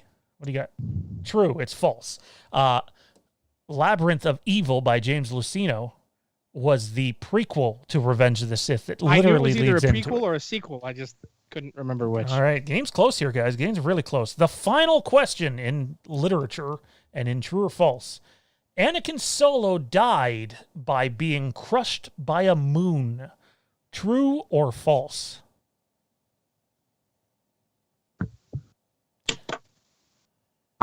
Just so we're clear, I said Anakin Solo. 5, 4, 3, 2, 1. Time's up, Johnny. False. Chewie died by moon. That is correct. Tommy B, what do you got? False. That is correct. Thaden, what do you got? False. False. That is correct. Kieran? I got false. All righty. So the score after 2 rounds is 5 for Kieran and 7 for the other 3. Here's how the final round works. There are 4 secret categories, and there will always be 4, even if it's just a head-to-head matchup. The way this works is whoever's winning the game, and since there's 3 of you, it's really going to be like a coin toss here. Whoever's winning the game gets to choose where they go and gets to choose the number. Each category has a number. So kind of like Death Watch. The difference is the Death Watch is only 1 category in here. The rest of the categories you will find out if you get it. And since we each have individual categories, we don't need the board anymore, right? That's incorrect. You still need the board. I find that unnecessary since each person has individual questions, Nope. but okay. Nope. Let us get through it. It's not unnecessary at all. You will answer the question verbally. It's the other competitors that are going to need their boards. Okay, so the way it works is one person will go at... Yeah, what's up, Kieran? How many points are these worth? So, just like in Death Watch, if you answer the question without multiple choice, it's worth 2 points. If you answer the question with multiple choice, it's worth 1 point. However, here's the twist. There is stealing involved. So, if Johnny cannot submit his answer to a question until I ask him. Okay, so he's going to have 15 seconds to answer. He can answer verbally. If he's incorrect, the 3 of you can steal that point from him. If he uses multiple choice, you can still steal it. If he uses, if he doesn't use multiple choice, you can steal it. So if he doesn't use multiple choice and he answers after 15 seconds and he doesn't get it, but all you guys in that time have written down the answer and can prove that you had the answer, then you will get that 2 points and he will not. But if he gets it right, there's no stealing. Does everybody follow? I got it. All right. Mm-hmm. Johnny, being that there's a tie and you were more successful back in the day in Star Wars Wastelands Trivia than Tommy, I'm going to give you the edge here, and you get to pick where you go in the order and what number. I will go last. All righty. And what number? 2. All right. Second. Thaden? I will go 3rd and 3. All right. Tommy B. First or second? One. For both? First and first category? Sure. Which makes Kieran second. All righty. So, Tommy... I'm answering this verbally. Yes, and you cannot answer until I ask for your answer, please. All right.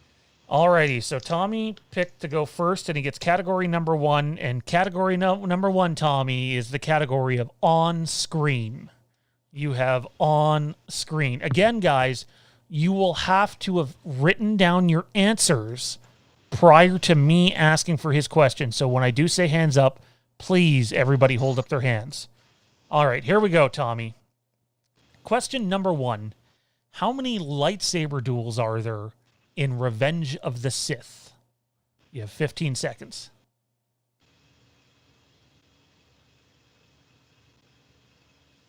Reminder that you do have multiple choice, but you can only use multiple choice in 2 of the 3 questions. 5, 4, 3, 2, 1. I need your answer, Tommy. 7. That is incorrect. Okay, everybody hold up their sheets. What do you have? Everybody at the same time. Johnny, what do you have written down there? I can't see that. 13. No. Good God. 13? When's the last time you've seen Revenge of the Sith? Kieran says 3. Thaden says 5. Thaden with the 2-point steal. Oh, that's scary. Just like that, we have a steal. All right, Tommy B. Question number 2. Who played Count Dooku in the prequel trilogy? Which actor played Count Dooku in the prequel trilogy? You have 15 seconds. I'll take the multiple choice. Alrighty, here are your options. You will only have 10 seconds to answer, which means the steal is now only worth 1 point. Option number 1, Christopher Lee. Option number 2, Lee Brackett. Option number 3, Robert Redford. And multiple choice now is only 3, not 4, by the way. Christopher Lee. That is correct for 1 point, so Tommy gets the point. That's Sir Christopher Lee. Put some respect on that name. Your Sir poops a lot. All right, Johnny. That's a cat. All right, Tommy. So you are 1 behind Thaden at this point, so you need to get at least 1 point here, or it's lights out for you, my friend. Question number 3. What was the title that was... what was Star Wars Episode 3 originally titled before being renamed Revenge of the Sith in the last couple of months? Prior to them naming the title, obviously. So I'll repeat that question. What was the title supposed to be for Star Wars Episode 3 prior to them deciding on Revenge of the Sith? 15 seconds. You do have a multiple choice left. I have an idea, but I think I'll take the multiple choice. Alrighty, so you definitely need this point, too, to continue. Here we go. Your options are 1, Fall of the Jedi. 2, Rise of the Empire. 3, Demise of the Republic. Well, it's not that one. 5, 4. I'll go with Fall of the Jedi. That is incorrect. Damn. So Tommy has been officially eliminated, finishing with 8 points. Let's see what everybody else has. Hold your papers up, please. Kieran says Rise of the Empire. Thaden says Rise of the Empire. Johnny, I need to see your sheet, which I cannot because you're a ghost. I should have asked you first. Yeah, that's 2. As a second option. Which was Rise of... Yeah, okay, well, we'll give it to you. Remind me to go to Johnny first, guys, just because of his camera issues. All right, so that's a point for everybody. Which means the current score update is 6 for Kieran, 10 for Thaden, and 8 for Johnny. Kieran's going number 2. Here we go. Oh God, I'm sorry, Kieran. In the category of behind the scenes. Thank Jesus. All right. Here we go. I had already threatened murder if I got this category. Here we go. It's the worst for me. I really wanted Johnny to get this category. Alrighty. Here we go. How many of the prequel movies crossed 1 billion at the box office in their initial worldwide run? Got 10 seconds left. 5, 4, 3. 0. That is correct, but next time wait till the time's up, and then I'll ask you for your answer. But yeah, that's correct. 2 points. Nice job. All right, question number 2. What is the main theme called, and so we're clear we mean musical theme, what is the main musical theme called in Attack of the Clones? You have 15 seconds. And you have both your multiple choice left. Multiple choice. All right. Is it 1, Lost Stars, 2, Across the Stars, or 3, Across the Galaxy? 5, 4. 2, Across the Stars. That is correct for a point. I would just like to say that I wrote "fuck sand." Figured that would probably be it. I really wish that he'd got that wrong. Then I could have made up a point. Oh man! All right. So just so we're clear, Kieran has made his way up to 9 points. He needs at least 1 to stay alive, and 2 to stay in the game. And I actually probably should have told Tommy that he's not out of the game and could have been actually stealing some of these, but he hasn't actually had a chance to steal yet. So, Tommy, you're still technically in it if you pay attention during Johnny and Thaden's. You said I was out. Right. He fucked up. No, I fucked up. But the point is there hasn't been a chance to steal. Kieran's got both of his, so make sure you're ready for the next two. It would take, He still got Kieran's last question as well. Yep, here we go. Question number 3. Nope, that's the wrong one. Sorry.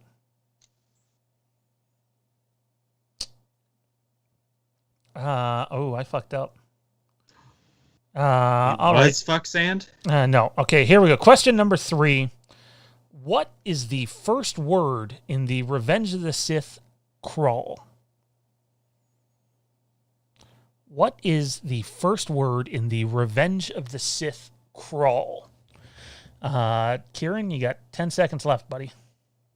And you do have a multiple choice. I mean,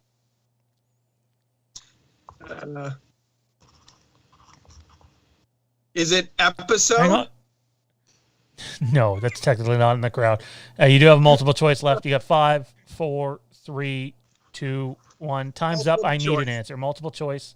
Hang on, my phone is being stupid.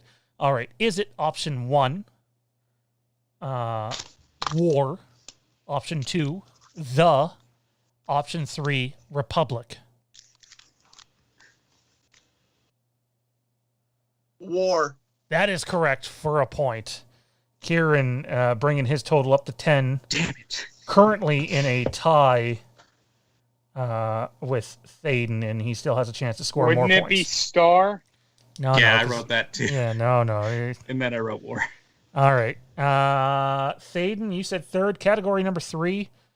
It'll be interesting to see how this one plays out. Games and literature. Games and literature for Thaden. Literature, eh? Here we go. What popular Star Wars sequel video game came out in the year 2005? You have 15 seconds. I have to wait for you to ask, right? Yes. Okay. And you have multiple choice. You don't have to wait for the to say multiple choice, though. 5, 4, 3, 2, 1. Time's up. I think Star Wars Battlefront 2. That is correct for 2 Knights of the points. Republic 2. Well, I went with Star Wars Battlefront 2. Okay, I shouldn't. Yeah. All right. That's why it said it first. That All was right. why. So that's 2 points for Thaden, bringing his total to 12. Here we go. Question number 2. What novel series saw the arrival of the powerful Yu Zhan Vong? What novel series saw the arrival of the powerful Yu Zhan Vong? Multiple choice.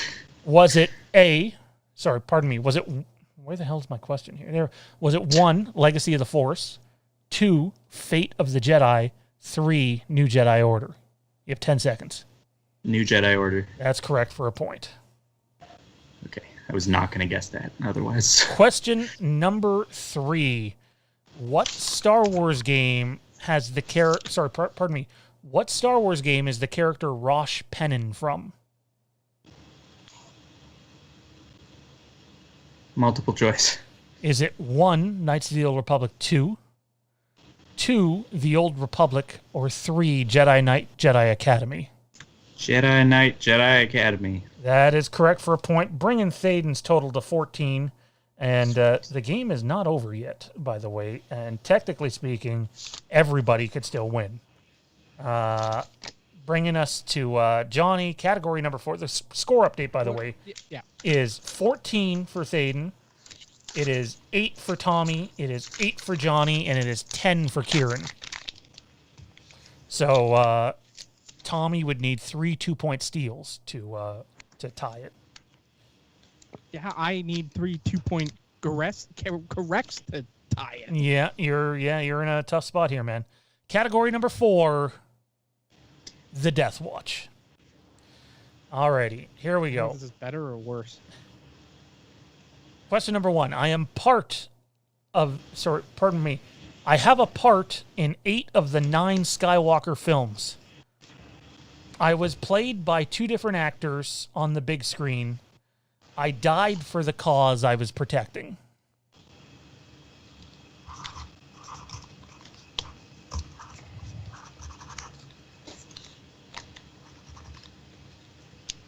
5, 4, 3, 2, 1. I need an answer. Han.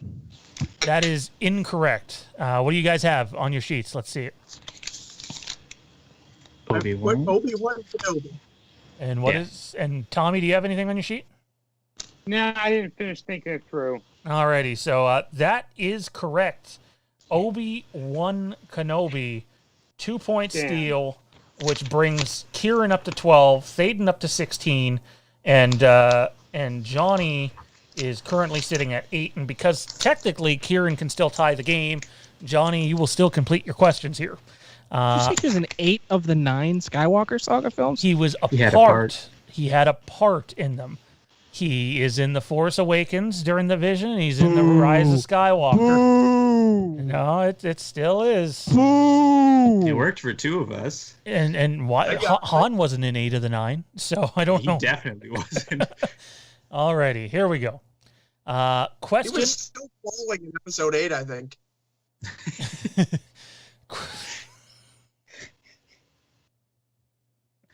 Anyways. Oh, shit. Question number 2. I appeared in no Star Wars movies. I appeared as one of the main characters in a Star Wars animated series. I died saving those that I love. You have 15 seconds, Johnny. And by the way, there is still rewards for the people that finish in 2nd, 3rd, or 4th. Well, not for the one that finishes in 4th, but 2nd and 3rd specifically. 5, 4. I'm ready to repeat. You kind of tangented there and I lost it. I appeared in no Star Wars movies. I appeared as one of the main characters in a Star Wars animated series. I died saving those that I love. 5, 4. Are you 3, Kanan? 2. You are Kanan, correct. That is correct. No multiple choice needed there. That moves Johnny up to 10 points. And on to your final question. Actually, there is no final question needed at this point because we have a winner. Because of you successfully answering, the winner of the Star Wars Wastelands Trivia Showdown. I thought he was the favorite going in, and it turned out that he, in fact, was. It's Thaden. Thaden is your new Star Wars Wastelands Trivia Champion. That's me. If they're still jockeying for positions, isn't this class question still important? Yeah. So we'll ask the question, but Thaden has wrapped up the victory. What's the score? Like, what can I screw it so that it's guaranteed to go one way or the other, or is it still a free shot? Kieran? Well, that's pretty much the question. So if you were to miss it, and Kieran was to miss it, but Tommy was to hit the 2 points, you would be all tied with 10. However, if you miss it, Tommy misses it, and Kieran hits it, then Kieran would win. So there is something to gain. Right, I'm not So- that bad. You have 10. You are. So the only person I can actively screw over is Tommy by making it a multiple choice and limiting him to 1 point. Yeah, basically. Okay. So are you going I to do should that? be Because at then 10. Should be at 12. no, you're at 10. Oh, no, with the last one, didn't he just get 2, so he's at 12? No, because you didn't steal I it. got Obi-Wan. Yeah, that one. Oh, I'm sorry. Yes, sorry. He would be at 12. Yeah, I still apologies. can't win, but No, that does, in fact, so there is no last question needed.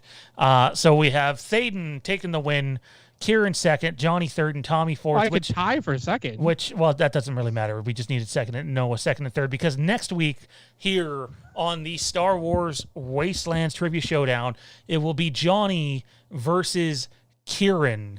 And we'll see what happens there. One-on-one, head-to-head matchup, and the winner, as long as Thaden can make it the following week, will take on Thaden for the Star Wars Wastelands Trivia Championship. I also want to remind people that we are bringing in other Star Wars competitors from other Star Wars shows. We already know Ian's going to be making an appearance.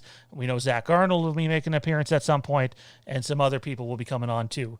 Anyways, though, ladies and gentlemen, that is going to do it for the first episode of the Phantom Empire Star Wars show. Sorry, hang on. We got a super chat. I just noticed. Matt Whitfield says, I'm seriously shocked. I know a lot of these answers, and I thought I was a novice. Well, Matt, maybe you want to test your knowledge out and join the Trivia Showdown and see where you see where you rank. First up, Thaden, thanks for joining us tonight, man. Kieran made a good point that it probably would have been good to have you on during the game segment, being everything that seems to be coming with games and the revival of Lucasfilm Games and so much going on there. Yeah. Where can everybody find you at, man? I don't know. I'll be on Rogue Sons every week. And yeah, we're just going to keep doing that. It's going to be, it's good. It's going well. And yeah, that's pretty much it. All right, good Same stuff. You'll be able to find Thaden here occasionally for Star Wars Insider knowledge and defending his Star Wars Wastelands Trivia Showdown Championship. Tommy B, I will be here. Tommy B, where can everybody find you at, mate? Hey everyone, you can catch me on our Facebook groups and pages. Check out the Future of Star Wars, Phantom Empire Den. If you want to find me on other platforms, you can catch me on Twitter and Instagram at TommyB1650.